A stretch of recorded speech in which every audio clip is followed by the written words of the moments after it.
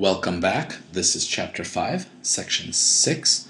This is Part 8 of the notes. It's getting long. We're in the middle of Checkpoint 2, a lengthy, complicated, hopefully satisfying exercise. We had taken this quartic and factored out one of the zeros to create a cubic. We need to figure out what will work with that cubic. Now, I will tell you, any number you already tried in the quartic that did not work will also not work in the cubic. So for example, if you started with 1 and it didn't work, don't try 1 again. I mean, if you do, you're just wasting your time a little bit. It's not a big deal, but you can save yourself some time. Feel free to continue using direct substitution with a calculator if you prefer in order to figure out what's working. The next number I was able to find working is -2/3. So there we go.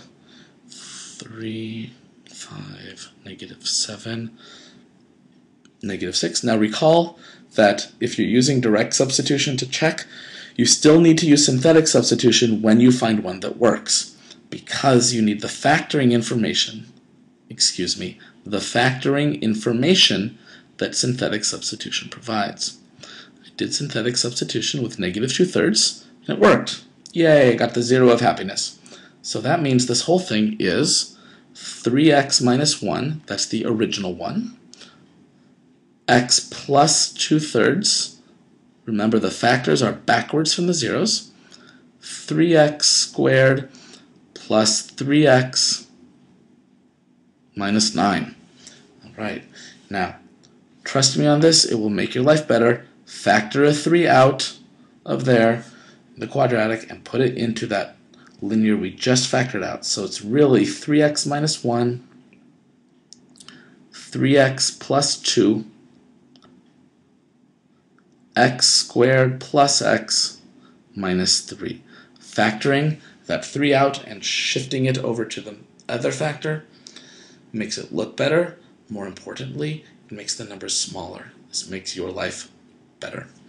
I need to continue to work on reducing this quadratic. I need to use the quadratic formula, or I need to factor it. Looking at it, I can see it will not factor nicely. So I need to use the quadratic formula. I will do that, but I need more space. So I will have to clear the board to continue working on this. Okay. Here's a new blank space to work with. We have the two factors we already figured out. We used direct substitution, perhaps, or a lot of synthetic substitution to find the numbers that worked. Then we used synthetic substitution to factor them out. And then we have this quadratic left over, and it needs some work. I'm looking at it. I do not see how it factors nicely, so I'm going to go straight to the quadratic formula.